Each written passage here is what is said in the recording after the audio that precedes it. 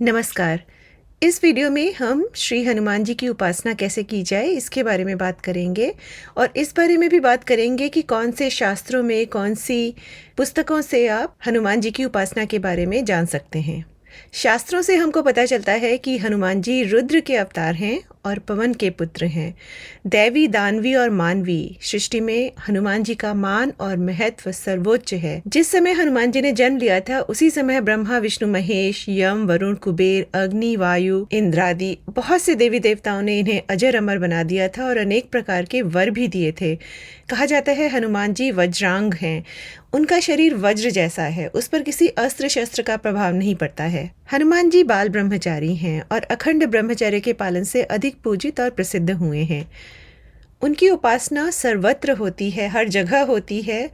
बच्चे, बूढ़े, नर नारी हर कोई हनुमान जी की उपासना साधना करता है। पुराणों और रामायण में आपको अनेक स्थानों पर हनुमान जी के चरित्र का वर्णन मिलेगा और एक एक कहानी आपके अंदर जोश और एक अलग तरह का सम्मान हनुमान जी के लिए बढ़ाती चलेगी। जितने ज़्यादा विद्वान हैं, जितने ज़्यादा ज्ञानी हैं, जितने ज़्यादा वाणी पे संयम है उनका, जितने ज़्यादा वाक्पटु हैं, उतना ही बढ़कर वो वीर हैं। ऐसा कोई युद्ध या ऐसा कोई संग्राम या ऐसा कुछ हुआ ही नहीं है जहाँ पे हनुमान जी को कोई हरा पाया हो। और उनका घूसा एक बार अगर किसी को पड़ जाए तो फिर ऐसा हो ही नहीं सकता कि वो भूल जाएगा। हमारे शास्त्रों में बताया गया है कि हनुमान जी की सेवा, पूजा और स्रोत पाठ का महान फल होता है तथा आराधना के ग्रंथों में उनकी उपासना के लोकोत्तर फल देने वाले विधान हैं। और कहा गया है कि उपासक लोग अपनी भावना के अनुसार हनुमान जी को या तो वीर रूप में या दास रूप में, दोनों रूपों में मानते हैं। और आपत्ति नाश के लिए अगर आपके ऊपर कोई आपत्ति आई हुई है, किसी तरह का भय है, किसी तरह का डर है, भूत प्रेत पिशाच किसी भी तरह का आपको भय सता रहा है, तो आपको हनुमान जी के वीर रूप की उपासना करनी चाहिए। और अगर आप सुख लाभार्थ आराधना करना चाहते हैं तो आपको उनके दास रूप की साधना आराधना करनी चाहिए। शास्त्रों में दोनों के ध्यान और विधान है तथा वीर के लिए राजस और दास के लिए सात्विक उपचारों का प्रावधान बताया गया है। अगर आप हनुमान जी का चरित्र पढ़ेंगे तो समुद्र को लाघने, सुरसा, लंकनी और अक्षादि को नष्ट करने हेतु, लंका को जलाने हेतु, रावण का तिरस्कार करने और अपहृत हुए श्री राम लक्ष्मण को पाताल से वापस लाने के लिए उनका दास स्वरूप उभर कर आता है। हनुमान जी की उपासना के लिए बहुत से अद्भुत और तरह तरह के अनुष्ठान हैं जिससे वो शीघ्र ही प्रसन्न हो जाते हैं। और इसके लिए आप मंत्र महोदधि, मंत्र महार्णव और मंत्र संग्रह आदि पुस्तकों में हनुमान जी के अनुष्ठान को देख सकते हैं। हनुमदुपासना कल्पद्रुम एक और सर्वोत्तम ग्रंथ है जहाँ पे आपको हनुमान जी की उपासना के बारे में पढ़ने को मिलेगा। हनुमान जी की उपासना में पूजा, जप, पाठ और ध्वजा, पताका आदि का होना मुख्य है एवं भक्ति, श्रद्धा, समर्पण तथा ध्यान का होना भी आवश्यक है। ब्रह्मचर्य पालन बहुत ज़रूरी है और इन सब के बारे में आपको इन ग्रंथों में मिल जाएगा। कहा गया है कि हनुमान जी की पूजा जिस उपचार से शुरू करें उसी उपचार से ख़त्म भी होनी चाहिए। जैसे अगर आप पंचोपचार कर रहे हैं या दशोपचार कर रहे हैं या षोडशोपचार कर रहे हैं तो जिस उपचार से आपने आरंभ किया है उसी को समाप्ति तक रखना चाहिए। ऐसा नहीं करना चाहिए कि एक दिन आपने पंचोपचार किया, फिर दूसरे दिन दशोपचार किया और फिर अगर आपके पास समय नहीं है तो आप मानस पूजा कर रहे हैं।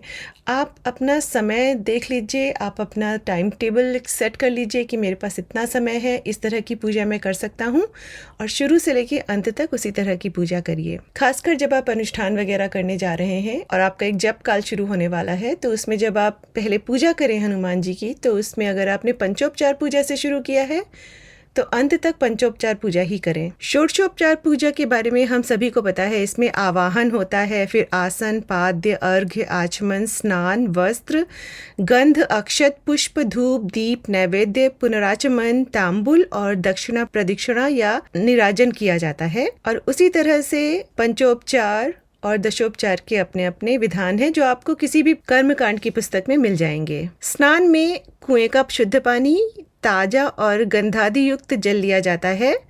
पर्व या उत्सव में दूध, दही, घी, मधु और चीनी के पंचामृत से स्नान कराकर फिर शुद्ध जल से स्नान कराया जाता है। हनुमान जी को सिंदूर का लेप भी किया जाता है और कहा गया है कि ये उनको सबसे अधिक प्रिय है। इसमें आप शुद्ध घी में सिंदूर को मिश्रित कर कर हनुमान जी के अंग में उसका लेप करते हैं। गंध में शुद्ध केसर के साथ घिसा हुआ मलया गिरि चंदन का उपयोग करें या लाल चंदन का उपयोग करें। और पुष्पों में पुरुषवाची नाम वाले लाल, पीले, गंभीर और दीर्घकाय पुष्प जैसे कमल, केवड़ा, हजारा और सूर्यमुखी आदि अर्पण करें। हनुमान जी को पान के पत्तों पर राम नाम लिखकर चढ़ाने का भी विधान है। इसके लिए आप पान के पत्तों पर कदम्ब की कलम और अष्टगंध जिसमें चंदन, अगर, कपूर, तमाल, नेत्रवाला, केसर, रक्त चंदन और कूट से राम नाम लिखकर उन्हें गंधादि से पूजित कर कर ओम हनुमते नमः इस मंत्रोच्चारण के साथ एक एक पान के पत्ते को माला में पिरोएं और उस माला को फिर हनुमान जी को चढ़ाएं। नैवेद्य में प्रातः पूजन में गुड़, नारियल का गोला और मोदक, दोपहर में गुड़, घी और गेहूं की रोटी का चूरमा या स्निग्ध रोट और रात में आम, अमरूद या केला आदि अर्पण करना चाहिए। अगर आप हर रोज़ चूरमा ना चढ़ा सकें तो मंगलवार को तो ज़रूर चढ़ाना चाहिए और उसी प्रसाद का भोजन कर कर एक भुक्त भौम व्रत करना चाहिए। मतलब आप एक समय खाना खा रहे हैं। यदि मौन रहकर वाम करके भोजन किया जाए तो यह व्रत ऋण मोचन में अधिक उपयोगी होता है। नीराजन कैसे किया जाए? नीराजन घी से भीगी हुई 1 या 5 बत्तियों से करना चाहिए और पर्वोत्सव या महापूजा में 5, 11 या 108 बत्तियों से करना चाहिए। इस अवसर पर आपको शंख बजाना चाहिए या विजय घंट या नगारा आदि की ध्वनि करनी चाहिए। प्रायः सभी देव मंदिरों में चरणामृत वितरण किया जाता है, पर रुद्रावतार होने से हनुमान जी के चरणामृत का प्रचार कम है, परंतु उपासक के लिए उपास्य का चरणोदक त्याज्य नहीं माना जाता है। पूजा करने के बाद आपको हनुमान जी का जप जरूर करना चाहिए और जप के 3 प्रकार होते हैं, वाचिक, उपांशु और मानसिक। जब आपके जप का उच्चारण दूसरे को सुनाई दे तो उसको वाचिक कहा जाता है। जब आपकी जीभ और होठ हिलते रहें किंतु उच्चारण किसी को सुनाई न दे तो वह उपांशु बोला जाता है। और अगर होठ बंद रहें, जीभ चिपकी रहे और जप मन में होता रहे तो वो मानस होता है। कहा जाता है कि मानस जप के साथ आराध्य देव के स्वरूप का ध्यान करना बहुत जरूरी है। मानस जप को ही सबसे श्रेष्ठ जप भी माना गया है। हमारे शास्त्रों में देवों के विज्ञान में ध्यान मिलते हैं। ध्यान आपको मंत्र से पहले करना चाहिए और मंत्र जप करते समय उस ध्यान को अपने हृदय में बसा लेना चाहिए, हृदय में बसाकर करना चाहिए। ध्यान के लिए मैं कहूँगी कि आपके जो भी अपने इष्ट हों उनके ध्यान को आप लिख कर फिर उसको अपने मन में बसा लें, ताकि जब भी आप आंख बंद करें, आप एक मंत्र का अगर जाप करने जा रहे हैं तो उस मंत्र का जो ध्यान है वो आपके दिमाग में, आपके हृदय में पहले से ही आ जाए। हनुमान जी के भी अनेक ध्यान हैं। कारण है कि ये अजर अमर हैं, ब्रह्म स्वरूप माने गए हैं, रुद्र के अवतार हैं और हनुमान जी ने बहुत बड़े बड़े काम किए हैं। अगर हम उन सब का विवरण करने लगे तो फिर तो दिन बीतते जाएं, रात बीतते जाएं। उनके घूसों के बारे में इतनी कहानियां हैं। शनिदेव को कैसे उन्होंने शनिदेव का अहंकार दूर किया, इसके बारे में कहानियां हैं। उनके 5 नाम हैं जिनके बारे में बोला जाता है उसका कोई जाप कर ले तो बस उसका जीवन तर जाता है। अगर आप रामायण पढ़ें और देखना शुरू करें कि किस किस तरह के राक्षसों का वध उन्होंने किया है, किस किस तरह के राक्षसों को धूल चटाई है, कोई अंत ही नहीं है। और सिर्फ युद्ध विवरण ही नहीं, उनकी वाक शैली, वाक पटुता, जब दूत के रूप में गए थे तो कैसे उन्होंने अपने स्वामी का सम्मान रखा, उनकी मर्यादा रखी और साथ साथ अपना पूरा प्रभुत्व दिखा दिया, अपनी पूरी सामर्थ्य दिखा दी कि रावण देखो हम हैं क्या। तो उनके बहुत सारे ध्यान हैं और समय समय पे उनके बहुत सारे स्वरूप भी हुए हैं। लेकिन कहा गया है कि सकाम उपासना में कामना के अनुरूप स्वरूप का तथा निष्काम उपासना में व्यापक स्वरूप का ध्यान करना चाहिए। एक ध्यान है उदय होते हुए करोड़ों सूर्य जैसे तेजस्वी, मनोरम, वीरासन से स्थित, मूंज की मेखला तथा यज्ञोपवीत धारण करने वाले, लाल वर्ण की सुंदर शिखा वाले, कुंडलों से शोभित, भक्तों को अभीष्ट फल देने वाले, मुनियों द्वारा वंदित, वेदना से प्रहर्षित, वानर कुल के स्वामी और समुद्र को गोपद के समान लांघ जाने वाले देवता रूप श्री हनुमान जी का ध्यान सर्वानुकूल प्रतीत होता है। दूसरा प्रकार है जहाँ कहीं जिस मूर्ति के देखने से चित्त आकर्षित हो उसे अनेक बार देखकर ऐसा अभ्यास कर लेना चाहिए कि नेत्र बंद हो जाने पर भी वह स्वरूप यथावत दिखता रहे। इस प्रकार बाहरी मूर्तियों को हृदयगम करके जप करते समय अंतर्दृष्ट करते रहना चाहिए और जप की संख्या मनियों की माला या उंगलियों की करमाला के बदले वर्णमालात्मक मानसिक माला से करनी चाहिए। इस क्रिया से हाथ से फिरने वाली माला, मुंह से होने वाले जप और अंतस्तल में रहने वाला मन सभी इधर उधर भटकने के बदले संयमित रहेंगे। बेसिकली सब कुछ आप अपने मन में कर रहे हो। आपका ध्यान, आपने उसको कंठस्थ कर लिया है। कंठस्थ क्या, आपके हृदय में वो समा गया है, तो आपके भीतर बसा है। आप अपनी आंखें बंद करते हो तो वो ध्यान, वो स्वरूप आपके मन में एकदम से जागृत हो जाता है। आपका मन जप में लगा हुआ है और माला की ज़रूरत ही नहीं है। आंतरिक माला पे सब चल रहा है। वर्णमालात्मक मानसिक माला, कितनी सुंदर बात है। देखिए, सबसे इम्पॉर्टेंट है आपको अपना सारा ध्यान एक बिंदु पे केंद्रित करके एक स्वरूप को अपने मन में बसा के उस मंत्र का मानसिक जप करना। कोशिश करिए, साधना करिए, प्रैक्टिस करते रहिए और ये ज़रूर होगा। और इसीलिए बोला गया है कि समय समय पर, ऐसा नहीं है कि सभी देवी देवताओं का आप एक साथ करें। अगर आपको बहुत सारे देवी देवता प्रिय हैं तो आप समय समय पर उनका करिए। उनके प्रमुख दिनों पर, उनके प्रमुख पर्वों पर उनका ध्यान और जप करिए। इस तरह के भी जप बताए गए हैं कि सूर्योदय से लेकर सूर्यास्त तक आप जप कर सकते हैं। मान लीजिए कोई बहुत बड़ा पर्व आ रहा है, मान लीजिए हनुमान जयंती है, आपको हनुमान जी का कोई जप करना है, आप सुबह बैठ जाइए और फिर सूर्यास्त तक करते रहिए। पर इसी तरह से कि मन में उनको बसा लीजिए, मानसिक जप करिए और वर्णमालात्मक मानसिक माला से करिए। कहा गया है कि इस प्रकार जप, ध्यान और संख्या इस मानस की त्रिवेणी में उपस्थित होकर साधन करने से तामस, राजस और सात्विक सभी साधनाएं शीघ्र सफल होती हैं। और यदि इस प्रकार का जप निष्काम किया जाए तो फिर अकेले हनुमान जी ही नहीं, अपितु वे और उनके स्वामी दोनों प्रत्यक्ष होकर उपासक के समीप बैठे रहते हैं और उससे बात करने की बाट देखते हैं। कितनी सुंदर बात है। जब आप सब कुछ निष्काम करना शुरू कर देते हैं, आपका ध्यान सब तरफ से हटकर अपने इष्ट की तरफ चला जाता है, तो आपको उनको बुलाने की ज़रूरत नहीं पड़ती है। वो आपके पास आके बैठ जाते हैं और वो आपसे बात करना चाहते हैं। और मन को एकाग्र करना हमारे लिए असाध्य नहीं है। हमें लगता है कि मुश्किल काम है, लेकिन ये मुश्किल नहीं है। थोड़ा सा मेहनत की ज़रूरत है, थोड़ा सा प्रैक्टिस की ज़रूरत है, अभ्यास की ज़रूरत है। मान लीजिए अभी आपसे बोला जाए कि एक पतली सी दीवार है, आपको उसके ऊपर चलना है, क्योंकि इस साइड सब कुछ जल रहा है, आपको उस साइड जाना ही जाना है। पतली सी दीवार है, क्या होगा तब? आपका सारा ध्यान जो होगा उस दीवार और उस पतले से रास्ते पे केंद्रित हो जाएगा कि किस तरह मैं अपना एक एक पग इस तरह से रखूं कि गिरूं ना। यही ध्यान आपको बस अपने इष्ट के लिए लगाना है। कोशिश करके देखिए, होगा। फिर अपने इष्ट देव को प्रसन्न करने के लिए आपको अपना आचरण भी सुधारना होता है। हनुमान जी श्री राम जी का चरित्र वर्णन सुनकर खुश हो जाते हैं। कहते हैं जहाँ जहाँ राम कथा बोली जा रही है, बांची जा रही है, रामचरितमानस का पाठ हो रहा है, वहाँ हनुमान जी किसी न किसी रूप में ज़रूर आएंगे, बैठेंगे, पूरी कथा सुनेंगे। हम लोग उनको देख नहीं पाते हैं, पहचान नहीं पाते हैं, क्योंकि हम अभी उस स्तर के भक्त हुए ही नहीं हैं। इसलिए बोला गया है कि वाल्मीकि रामायण या तुलसीकृत रामायण या मूल रामायण या सुंदरकांड पाठ आदि के सादे, सार्थ या संपुट सहित पाठ करने चाहिए। और इसके अलावा आप कथा करिए, पुराणों का पाठ करिए, श्री रामलीला का अभिनय आदि करिए।